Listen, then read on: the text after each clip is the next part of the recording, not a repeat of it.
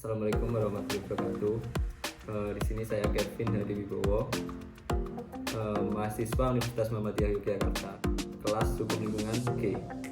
Di sini saya akan mempresentasikan makalah saya yang terkait dengan penegakan hukum terhadap korporasi yang membuang limbahnya ke sungai. Untuk mendapatkan lingkungan yang baik dan bersih serta sehat merupakan hak utama atau terpenting bagi manusia. Ini juga sejalan dengan Undang-Undang Dasar Negara 1945 dan peraturan perundang-undangan di bawahnya. Namun di sisi lain, negara juga memerlukan pembangunan sebagai upaya memajukan negaranya dan bangsanya yang diharapkan bisa mensejahterakan rakyatnya. Namun sayangnya, kedua hal ini sulit berjalan secara beriringan dan secara optimal. Hal ini disebabkan ada atas lingkungan yang baik serta sehat seringkali terganggu oleh kegiatan perindustrian, tidak bertanggung jawab terhadap pengolahan limbahnya yang dihasilkan oleh proses industri itu sendiri. Pasal 28H Undang-Undang Dasar Negara Republik Indonesia tahun 1945 telah mengatur betapa pentingnya atas lingkungan yang baik serta sehat.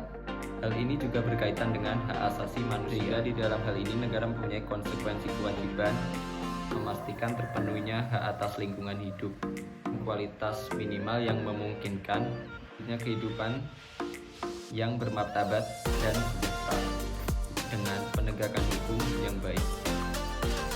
Namun di sisi lain, sebagai negara yang masih berkembang, Indonesia harus mendorong laju pembangunannya dengan aktivitas industrial.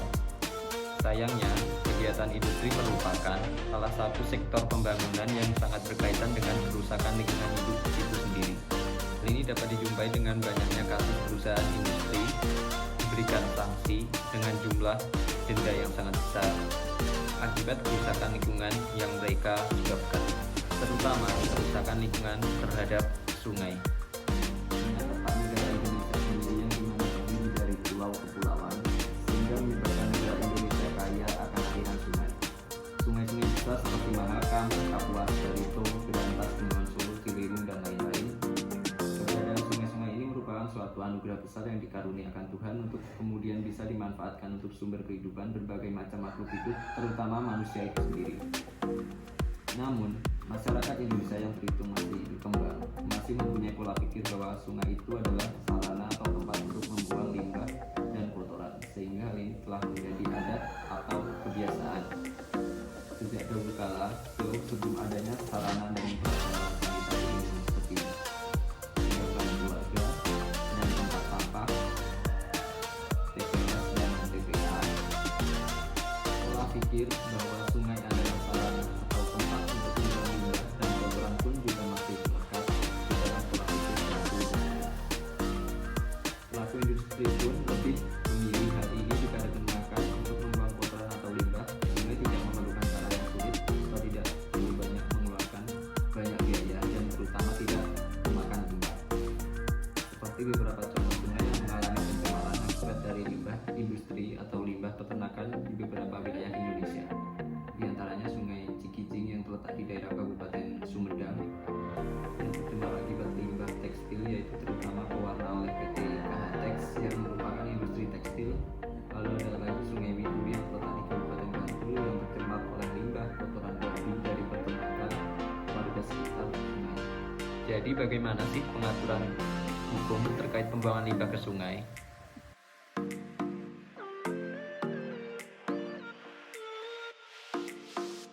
Nah, dan bagaimana pula jika perusahaan atau industri itu terlanjur membuang limbahnya ke sungai?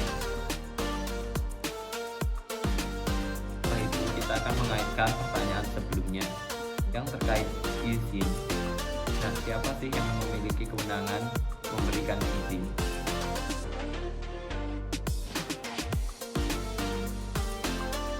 Seperti contoh kasus PT KHTEX terhadap tercemarnya Sungai Cikijing yang berada di daerah Kabupaten Sumedang, Jawa Barat. Dampak terhadap lingkungan yang tidak hanya mencemari perairan sungai, namun juga sampai ke lahan pertanian warga, yang dimana kualitas padi di daerah sekitar industri ini menurun. Lalu, bagaimana upaya yang harus dilakukan oleh pemerintah dalam menegakkan hukum lingkungan terkait kasus PT KHTEX. Yang pertama, pelaksanaan putusan MA. Putusan MA bernomor 187-K/TUN/LH/2017. Pemerintah daerah harusnya sudah mencabut terkait izin pengolahan limbah cair PT KHTEX. Hal ini dikarenakan pemilik usaha atau perusahaan tidak mematuhi isi perizinan, sehingga hal ini menjadi bagian dari sanksi administratif, yang dimana hal ini didukung oleh putusan MA yang dimana pencabutan atas izin pengolahan limbah cair PT KHTEX sudah benar dikarenakan terjadinya pencemaran lingkungan terutama di Sungai Cikijing. Yang kedua, dibentuknya IPAL atau instalasi pengolahan air limbah terpadu. Sehingga diharapkan dibentuknya IPAL instalasi pengolahan air limbah terpadu ini diharapkan akan hasil pemeriksaan baku mutu dari limbah cair PT KHTEX di Sungai Cikijing dapat lebih objektif. Yang ketiga, memastikan hak karyawan PT KHTEX apabila IPLC atau izin pengelolaan limbah cair PT KHTEX dicabut.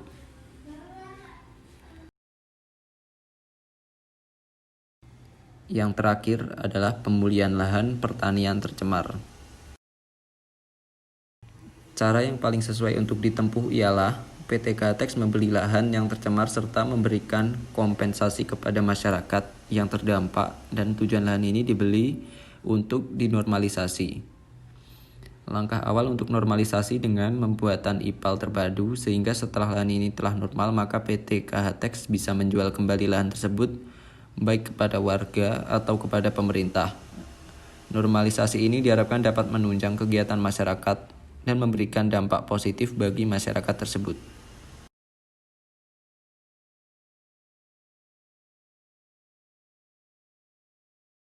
Kesimpulannya, hak terhadap lingkungan yang baik serta sehat merupakan hak warga negara yang telah dicantumkan di dalam Konstitusi Negara Republik Indonesia, serta wajib dipenuhi oleh negara.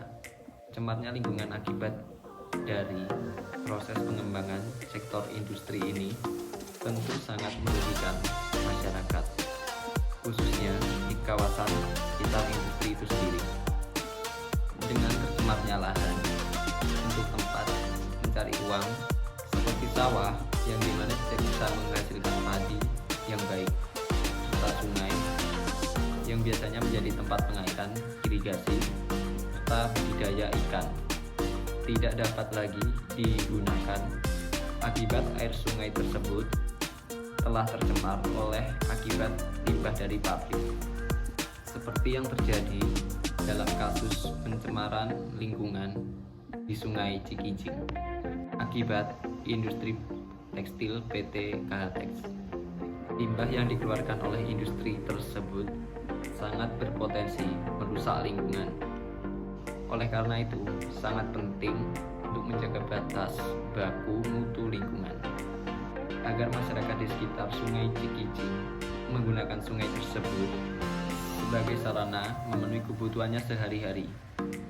Atas adanya bukti terlampauinya baku mutu lingkungan ini selama bertahun-tahun, maka sudah semestinya IPLC PT KHTEX dicabut sebagaimana ditentukan oleh putusan MA untuk kemudian dapat diterbitkan lagi ketika persyaratan izin sesuai dengan semestinya dan seharusnya. Karena itu, pemerintah Kabupaten Sumedang menghentikan IPLC dari PT KHTEX serta menerbitkan izin setelah terbentuknya IPAL terpadu, sehingga masalah terhadap Sungai Cikijing tidak akan terulang lagi di masa yang akan datang, serta pihak PT KHTEX mengalokasikan pekerja pabrik untuk membuat IPAL terpadu, sehingga para pekerja pabrik ini tidak kehilangan pekerjaan mereka, dan pihak PT KHTEX melakukan normalisasi terhadap lahan warga yang terkena dampak pencemaran, sehingga lahan ini bisa digunakan lagi untuk masyarakat guna lahan pertanian. Dan akhirnya cita-cita bangsa Indonesia dalam hal swasembada pangan tetap berada di jalurnya.